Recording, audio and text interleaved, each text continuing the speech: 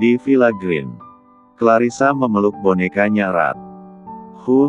Nama Tiara cantik bagaikan mutiara di lautan, tapi orangnya jahat. Ia lalu berjalan ke sofa, bergabung dengan Diego yang sedang membuka laptop. Clarissa menatap layar laptop dengan ekspresi jijik. "Ayah, perempuan ini jelek banget." Diego menoleh dan tersenyum tipis. "Dia orang yang menyakiti ibu kalian. Jangan biarkan dia menyakiti ibu kalian lagi." Sofia yang duduk di sebelahnya menopang dagu. "Tapi, gimana cara menghadapi si ulat bulu itu?" Diego berpikir sejenak, lalu menjentikkan jari. "Kita ganggu pacarnya dulu." Clarissa mengerutkan kening. "Siapa si pacarnya si ulat bulu itu?" Diego mengetik sesuatu di laptopnya. "Namanya Bastian Grace." "Sebentar, ayah tunjukin wajahnya." Saat foto Bastian muncul, Diego terdiam. Ia menatap Sofia dan Clarissa dengan seksama. "Kenapa laki-laki ini mirip banget sama kalian?"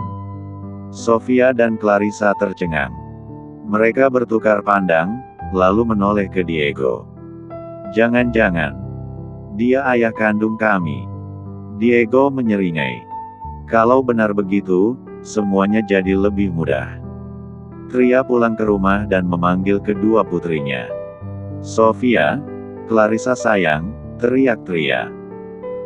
Mendengar suaranya, ketiga manusia yang sefang berdiskusi sontak saling menoleh. Diego dengan cepat menutup laptopnya sebelum Tria menyadari rencana mereka. "Kalian di sini ya? Sebentar ibu masak untuk makan malam." Setelah menyimpan tas dan berganti pakaian, ia berjalan menuju dapur. Tring-tring. Tiba-tiba ponselnya berdering, melihat nama di layar ponsel, seutas senyum terukir di wajahnya. Tria berjalan ke arah balkon dan menerima panggilan itu. "Sudah kuduga kau pasti menelepon," ucap Tria kala panggilan terhubung. "Jadi desainer perusahaanku atau video skandalmu aku sebarkan?" ancam Tiara di ujung telepon. Seketika senyum di wajah Tria hilang digantikan tatapan tajam. "Jangan macam-macam Tiara. Besok aku akan menemuimu." Tut. Begitu panggilan terputus, Tria menghela nafas panjang dan berbalik masuk ke dalam. Clarissa yang sedang menguping pun langsung berlari masuk ke dalam kamar. "Ayah, kakak, ulat bulu itu mengancam ibu," lapor Clarissa kepada Diego dan Sofia. "Kalau begitu, besok saat ibu kamu pergi, kita beraksi saja," jawab Diego. "Oke, kami siap." "Terima kasih ayah angkat sudah mau membantu kami," kata Sofia lalu mencium pipi Diego. Diego sangat menyayangi Tria dan juga Sofia serta Clarissa. Dia sudah menganggap Tria seperti adik sendiri. Diego sama sekali tidak menyukai Tria sebagai pasangan. Dia menyayanginya karena menganggap dia seperti keluarga. Diego mengambil laptop lalu mendaftarkan Clarissa ke web resmi perusahaan, Kids.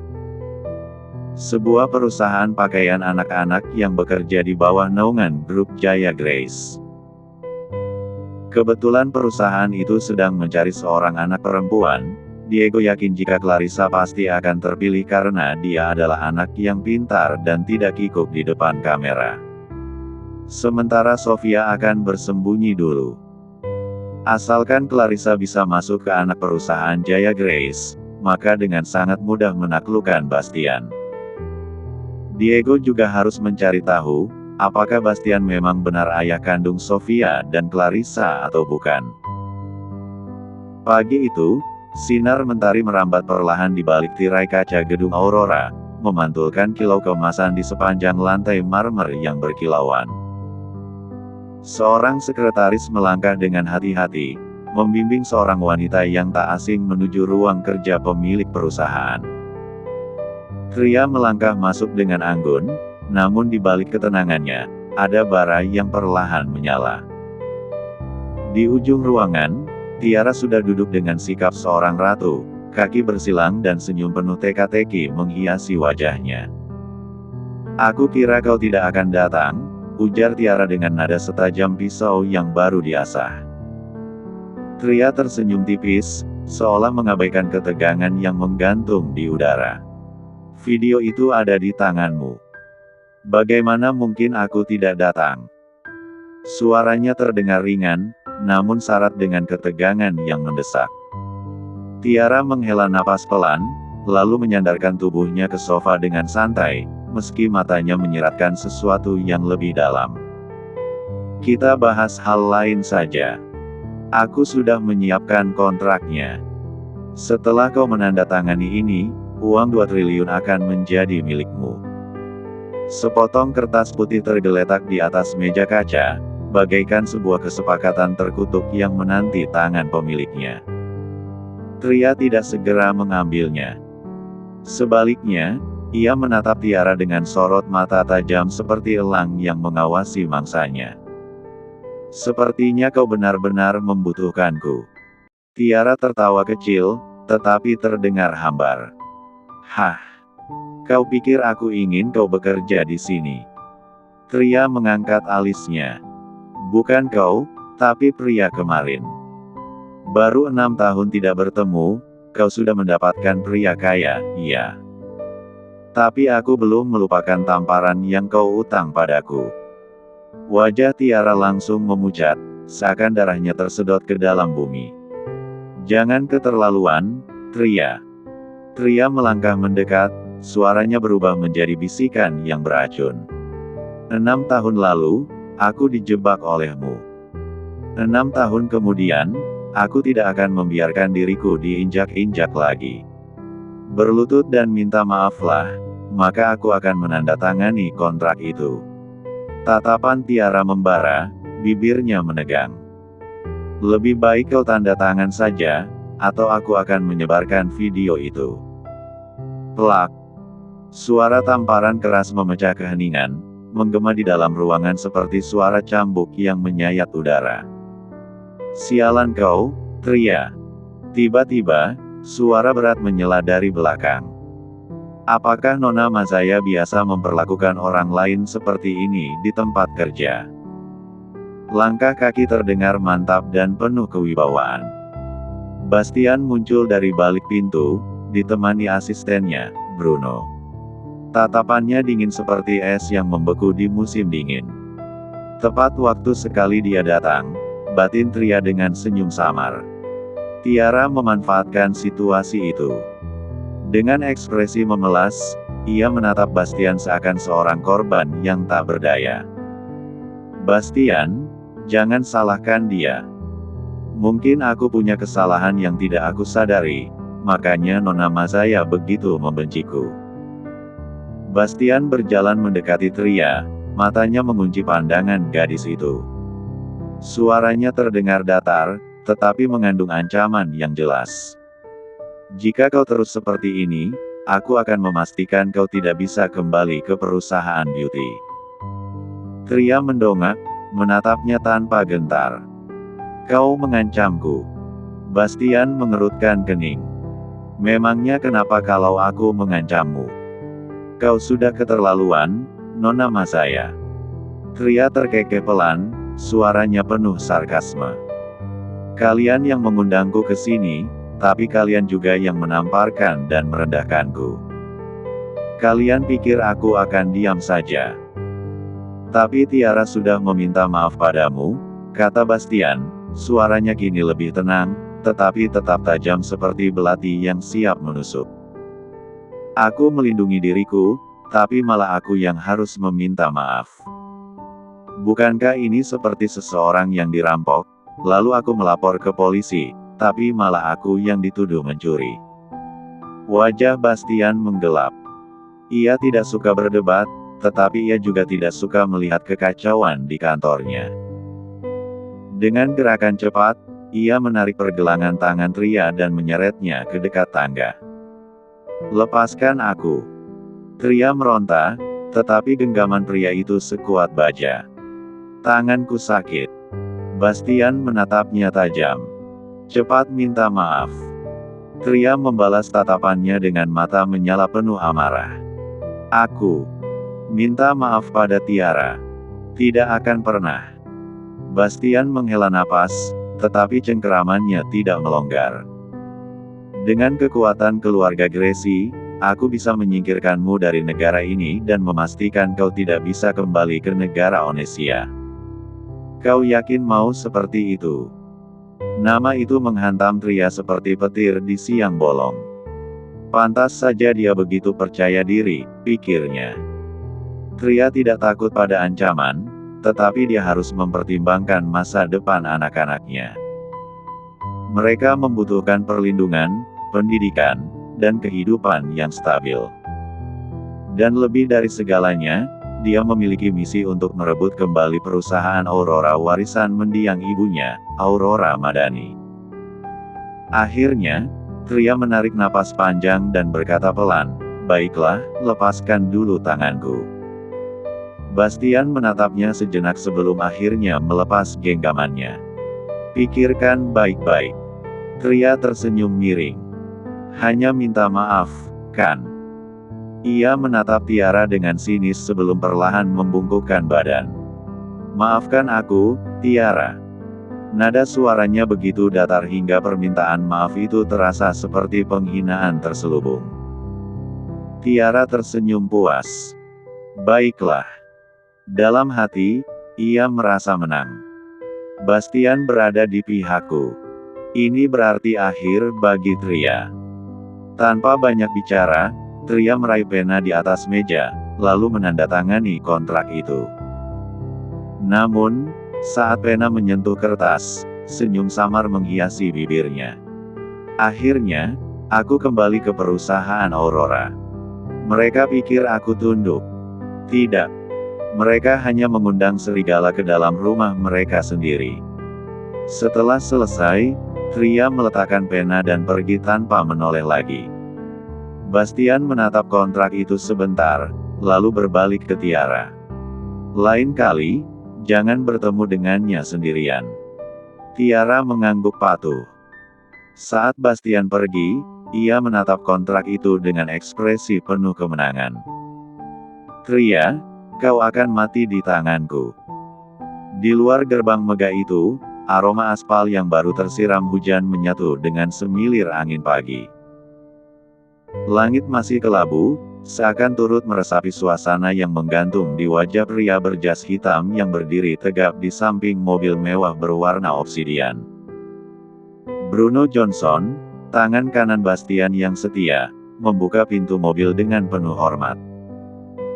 "Tuan, semua data yang Anda minta sudah tersedia di sini," katanya sambil menyerahkan sebuah laptop dengan logo elang perak yang terukir halus di permukaannya.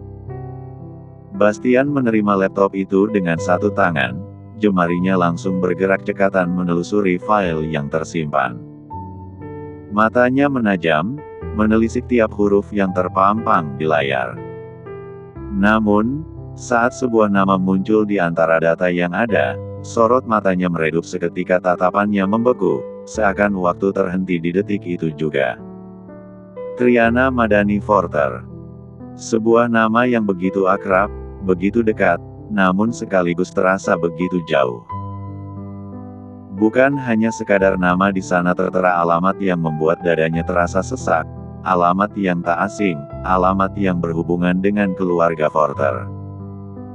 Bastian mengatupkan rahangnya, jemarinya yang semula tenang kini mengepal di sisi laptop.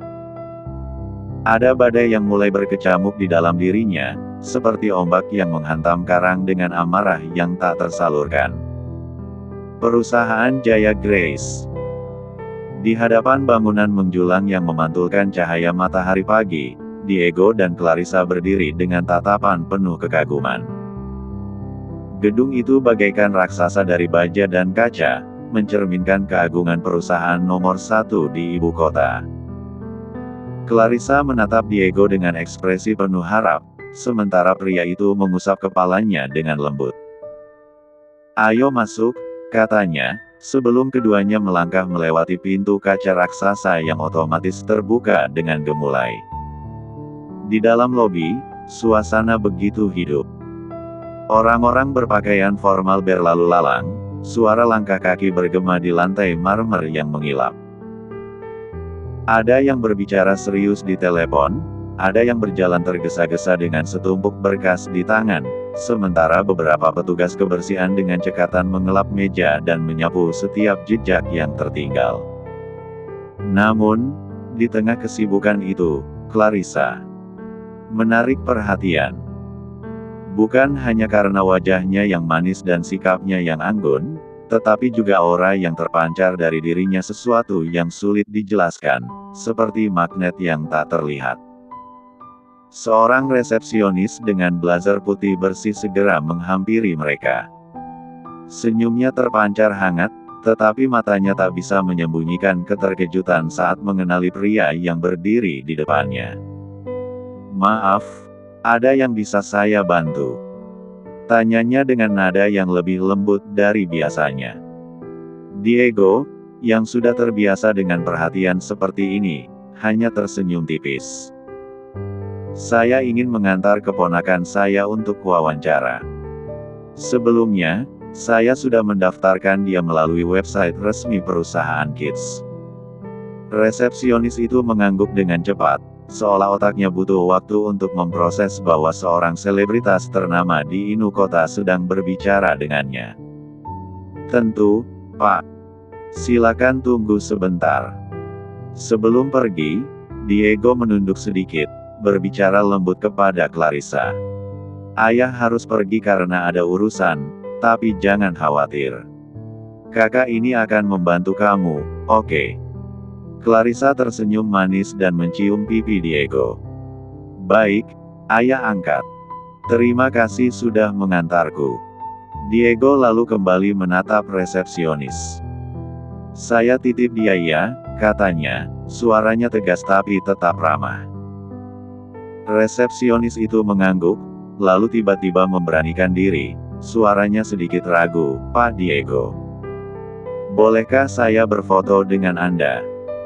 Diego tersenyum tipis, lalu mengangguk. "Tentu saja, boleh." Setelah beberapa detik yang dipenuhi dengan jepretan kamera ponsel, Diego pun pergi, meninggalkan Clarissa bersama wanita itu. Clarissa, dengan tas bunga matahari kecil yang menggantung di bahunya, mengeluarkan sebuah map berisi dokumen dan menyerahkannya dengan tangan mungilnya. "Kakak cantik, sebenarnya aku sudah terpilih menjadi duta produk Kids. Paman yang tadi sudah mendaftarkanku di website perusahaan." Nada suaranya manja dan imut, seperti anak kucing yang mengiba untuk dielus. Resepsionis itu hampir meleleh di tempat. "Oh, benar begitu. Apa ibumu tidak datang, sayang?" Clarissa menggeleng, matanya berbinar. "Tidak perlu, aku tidak ingin menyusahkan ibu. Semua ini kulakukan untuknya." Resepsionis itu tersenyum, lalu mengelus kepala Clarissa. "Kamu anak yang sangat pintar dan baik. Baiklah, ayo kakak antar kamu ke studio." Tangan lembut itu menggandeng Clarissa, membawanya melewati koridor hingga sampai di depan pintu studio rekaman. Di dalam, suasana sudah sibuk, anak-anak lain tengah menunggu giliran mereka, sementara seorang wanita berpenampilan glamor berdiri di depan layar besar, menatap hasil foto yang terpampang dengan ekspresi tak puas. "Astaga, bagaimana sih ini? Aku butuh sesuatu yang lebih menarik. Harus energi dan punya feel yang kuat," serunya, melipat tangan di dada sambil menatap fotografer yang tampak kewalahan. Resepsionis itu mendekat dengan sedikit ragu. "Kak Linda, anak ini." "Aduh, aku sibuk, jangan ganggu aku sekarang," potong wanita bernama Linda Jane itu dengan nada jengkel, sebelum akhirnya menoleh. Namun, begitu matanya jatuh pada sosok kecil yang berdiri di samping resepsionis, napasnya tertahan. Mata Linda membelalak, tangannya refleks menutupi mulutnya.